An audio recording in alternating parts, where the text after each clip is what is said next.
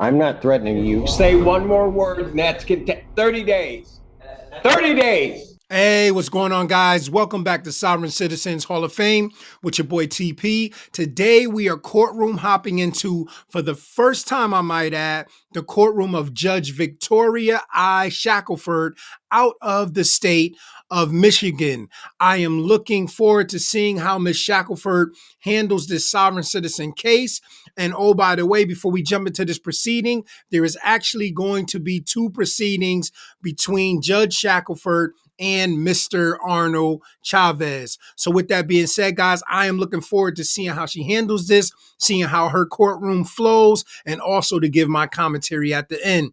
So once again, with that being said, let's jump into this proceeding. All right, this is 23014058 JP Morgan Chase Bank versus Arnold Chavez appearances. Yes, Your Honor. Christopher Royce, P49102 on behalf of plaintiff. All right, Mr. Chavez, can you turn on your camera and tell me your name? Chavez Arnold. There you go. All right, so last time we were here, the parties appeared, and I gave 10 days to submit answers to interrogatories. Were the answers to interrogatories filled out and returned? Well, Your Honor, they were prepared. When I prepared for the hearing, apparently they were not sent. I did email them to Mr. Chavez this morning. However, the document production requests were, all documents were produced within days of the hearing, Your Honor. All right, so Mr. Chavez, do you have all of that now? No, like he said, I didn't. After 10 days, he just sent. I mean, I could check my email, but I haven't received anything from him. Did you receive all the documents you requested? No. Mr. Royce, when were they sent? They were sent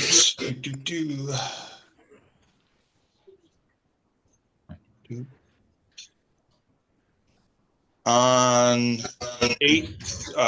August 30th. Make sure that I'm. No, we had a hearing on, maybe I have that on 10/24. We were waiting for answers to interrogatories. Yeah, the interrogatories mostly related to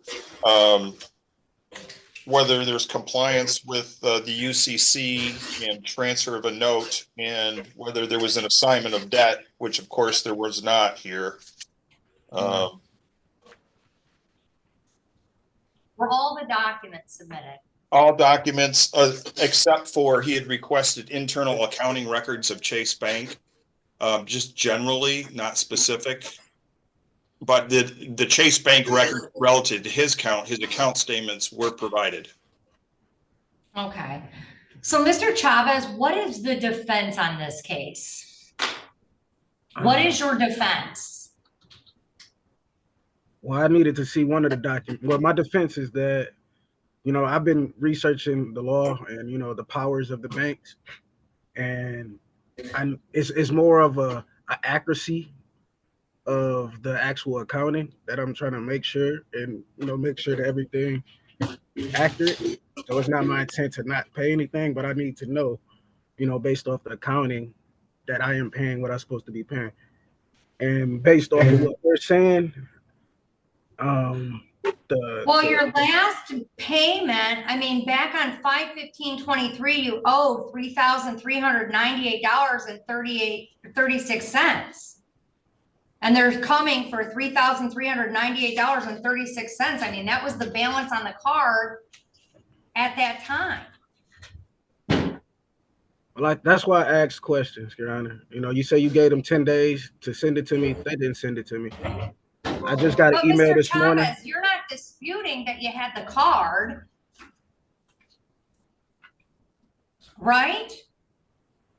But that's not the issue at hand, is what I'm saying. No, it is the issue at hand. The issue at hand is, did you have a credit card?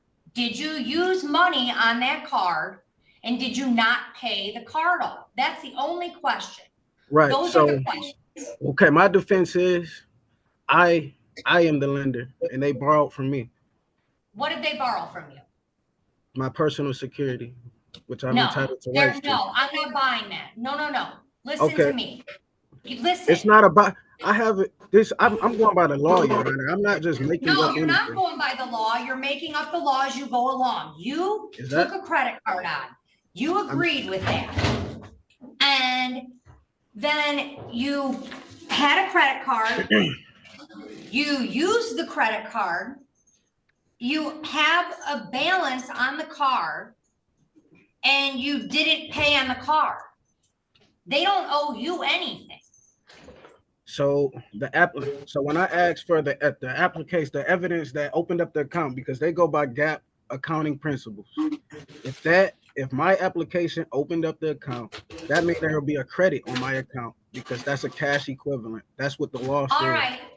Mr. Royce, I don't have a motion for summary disposition in the file. Yeah, we talked about that last time and I was gonna file one, but this hearing was a little bit too early. The motion would have had to been filed the next day. So I did not get that out. All right, motion for summary disposition. We will have a hearing for a summary disposition on 1, 2, 3, 4, December 19th. Can I see that? 1 second. One second here. I have them. No, wait a minute. December 19th. Okay.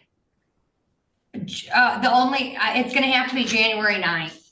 Okay, My clerk's indicating. I will get that out right away. I had it prepared, but then I noticed that I didn't have enough time to actually serve it. Yeah, motion for summary disposition, hearing date will be January 9th at 25th. And the motions to be filed forthwith, and a copy obviously is to be provided to Mr. Chavez. And we'll see you back on January 9th, 2025 at 9:30 a.m. for the hearing. Thank you, Your Honor. All right, we're all set.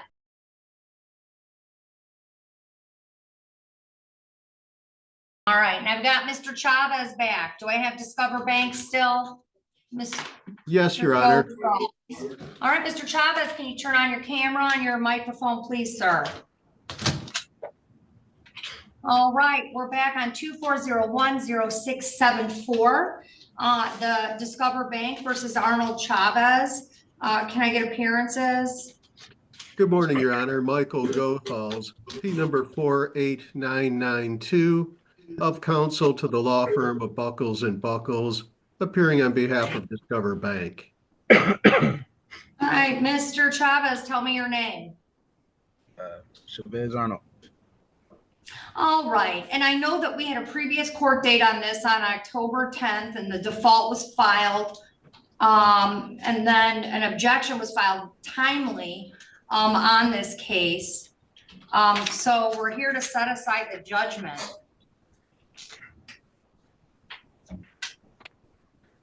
What's your motion, Mr. Chavez?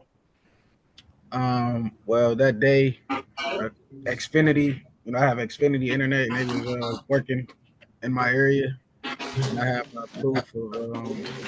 I talked to them in the chat. They confirmed it, and I have they gave me a bill credit for the inconvenience, so that's why I wasn't able to attend because I was having problems with my internet. All right, and just so you know, Mr. Goethals, we did have notice that he had contacted the court and that he was unable to get on that day. Oh, he contacted the court on October 10th? I'm not sure if it was on October 10th, but it was shortly thereafter. If it wasn't October 10th, that he was having internet issues and could not get on. So here's what we're doing. I'm assuming, Mr. Chavez, do you have a defense on this case? I just want to go through the due process. Okay. All right. Here's what we're going to do. I'm setting a date. So what do we need discovery on this? Mr. Goethals, so this is a credit card bill? Yes, Your Honor, a Discover card. All right, and this is Discover Bank, so there's no issue as to whether or not it's transferred hands? No, Your Honor, we represent the original creditor. All right, and I see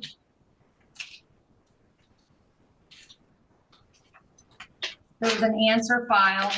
All right, this is an account stated under MCR 2.116, parent I. This court is making a ruling immediately based on the pleadings. The answer from Mr. Arnold indicates that he does not dispute that the card was taken out. The only dispute he appears to have is that a few paragraphs here, he does not agree with the fact that by virtue of defendant's default and breach, the entire balance of the account is now due, and these statements were attached, that the contract and or monthly statements are written instruments, evidence indebtedness with a specified interest rate, and that he disputes whether or not it's account stated. It clearly is. It's the original creditor. There's no sort of defense regarding assignment on this case. The balance at the time of the complaint was $4,378.29. Under MCR 2.116, parent I, parent 1, if the pleadings show that a party is entitled to judgment as a matter of law, or if the affidavits or other proofs show that there is no genuine issue of material fact, the court shall render judgment without delay, and the court is doing so. Well, I have affidavits that support what I'm saying, but I will want to enter into this as evidence. The motion for summary disposition is granted sua sponte by this court. There is no valid defense to this claim, and I couldn't even enter any evidence. And a judgment in the amount of what is claimed in the complaint, $4,378.29, will be entered by this court, and documents can be submitted for that purpose. And officer, I have a few more documents for that, and we're all set. All right, we're all set. Thank you, Mr. Arnold. Mr. Arnold, I have ruled against you.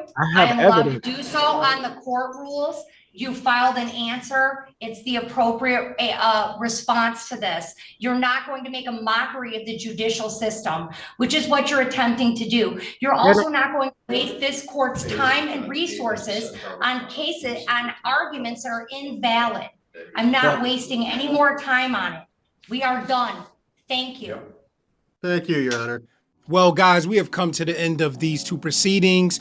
And as we can see, Mr. Chavez, his first appearance in Judge Shackleford's courtroom, it ended up getting a continuance for that Chase credit card that he owes money on. I believe it was about $3,400. And shouts out to Judge Shackleford for what she said to him, because even though he came up with all these different defenses, one thing I respect, she said, listen, did you apply for that card? Did you receive that card? Did you use that card? And did you pay back the balance? If the answer is no, then guess what? You owe money for the money that you spent on the card, for the usage that you put on the card.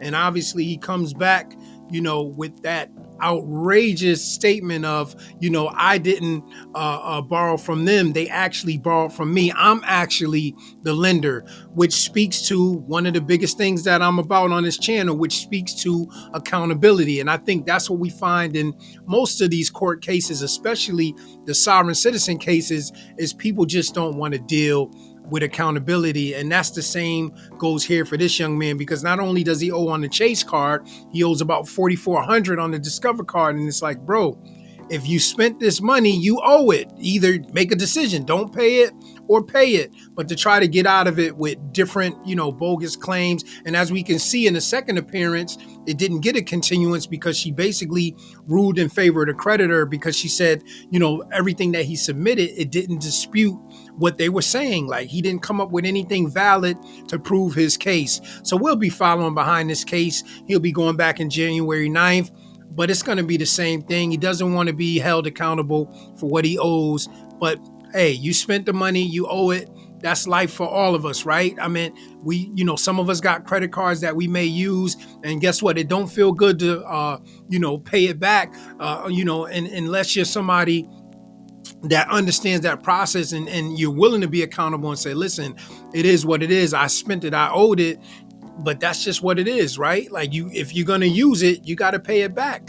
You got to be accountable for your actions. But I don't want to just keep going on and on. I just wanted to say that, like, let's be accountable to our actions, because if we don't hold ourselves accountable, what we normally find is we'll continue to repeat those behaviors. All right. With that being said, guys, this is Sovereign Citizens Hall of Fame. I am your boy TP. And until the next time, Sovereign Citizens Court is adjourned. God bless, guys. Peace.